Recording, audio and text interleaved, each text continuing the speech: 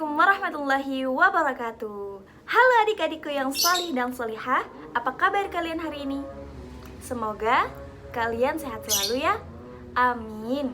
Nah, hari ini kita ketemu lagi loh, tapi tidak dalam mata pelajaran bahasa Indonesia. Kali ini kita belajar yang berbeda, yaitu mata pelajaran akidah akhlak yang berjudul tentang iman kepada hari akhir.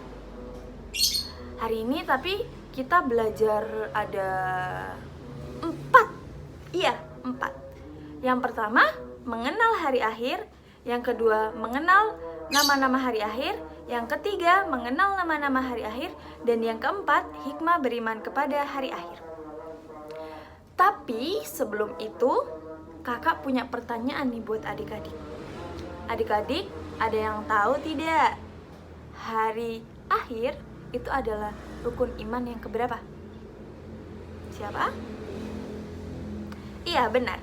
Hari akhir adalah rukun iman yang kelima. Pengertian hari akhir sendiri adalah suatu peristiwa yang ketika seluruh alam semesta mengalami kehancuran total dan seluruh makhluk binasa kecuali yang telah dikehendaki oleh Allah. Percaya akan terjadinya hari akhir adalah termasuk rukun iman yang kelima. Nah, hari akhir juga telah digambarkan oleh Allah dalam Al-Quran surah Al-Qari'ah ayat 1-11. Setelah kita mengenal tentang pengertian hari akhir, selanjutnya kita akan mengenal nama-nama hari akhir. Nah, yang akan kakak bahas ada 9 nama hari akhir. Yang pertama adalah Yaumul Qiyamah atau hari dihancurkannya bumi dan seluruh isinya. Yang kedua, Yaumul Zalzalah, hari kegoncangan atau keruntuhan.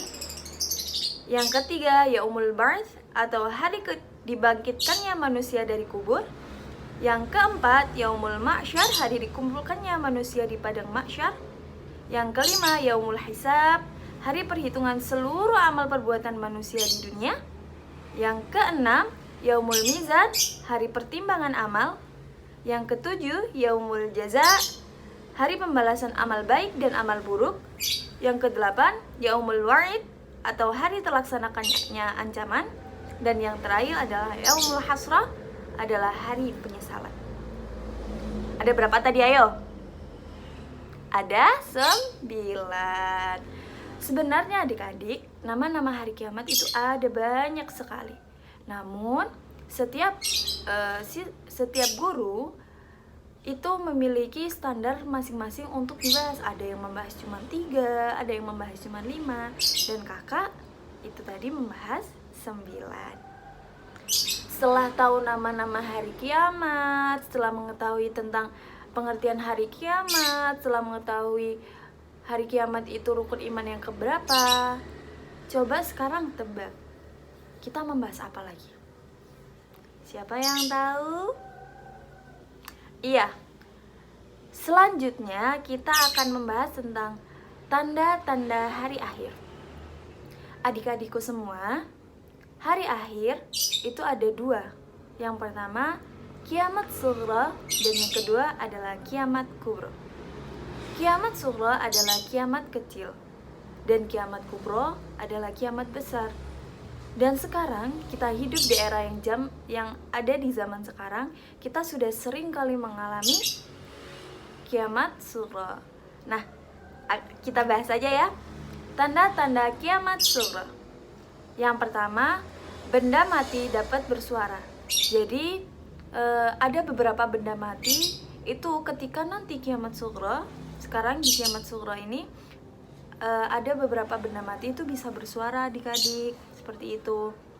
Nanti juga ketika kita ada di alam akhirat, benda-benda mati pun dapat memberikan kesaksian kepada kita selama kita hidup di dunia.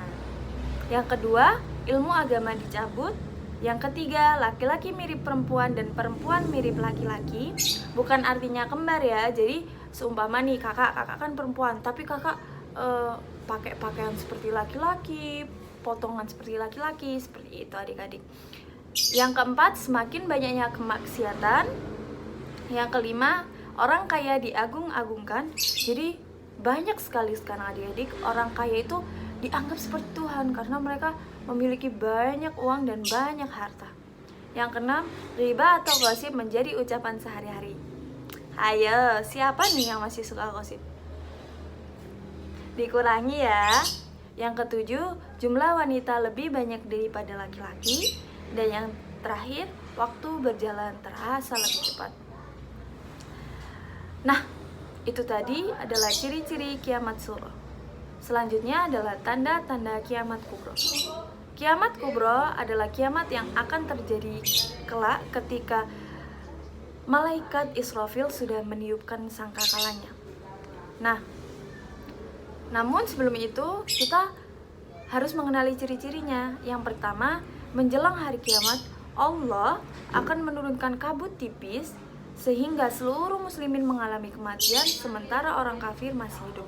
Jadi nantinya Allah itu akan menurunkan kabut tipis adik-adik dan semua orang yang beriman itu akan mengalami kematian kecuali orang yang kafir.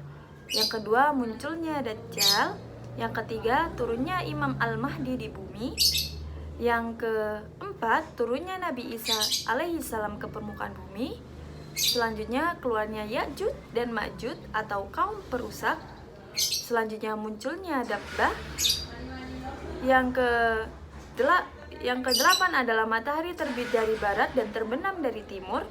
Dan yang terakhir, terjadi gerhana matahari di timur, barat, dan di seluruh jazirah Arab bersamaan dengan munculnya api besar dari Yaman. Jadi memang bisa dikatakan sangat menyeramkan ya adik-adik. Kita mempelajari tentang ciri-cirinya saja sudah Masya Allah, ya Allah, astagfirullah. Seperti itu ya nantinya hari kiamat. Jadi adik-adik semuanya harus mengurangi hal-hal yang membuat kita semakin jauh dengan Allah. Nah, ini yang akan kita bahas selanjutnya yaitu hikmah beriman kepada hari akhir. Yang pertama, memperkuat keyakinan kita bahwa Allah Maha Kuasa. Yang kedua, terdorong untuk taat beribadah kepada Allah. Yang ketiga, terdorong untuk selalu minta ampunan kepada Allah.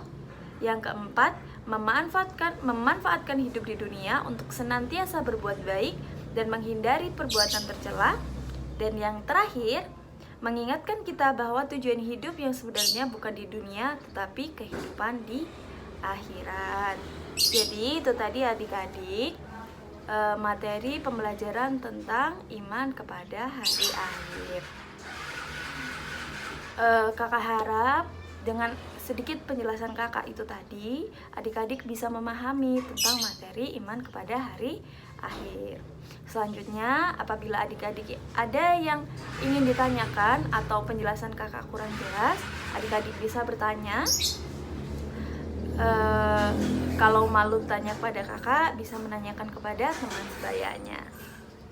Oke, sekian yang dapat kakak sampaikan. Kakak minta maaf apabila banyak salah, apabila banyak kurang, apabila banyak kata-kata yang kurang berkenan di hati adik-adik. Kakak minta maaf yang sebesar-besarnya. Dan apabila ada suara berisik, kakak juga minta maaf sebesar-besarnya. Kakak akhiri, adik-adik jangan lupa selalu jaga kesehatan, mengerjakan tugas, dan selalu patuh kepada kedua orang tua. Oke? Kakak akhiri, sekian. Wassalamualaikum warahmatullahi wabarakatuh.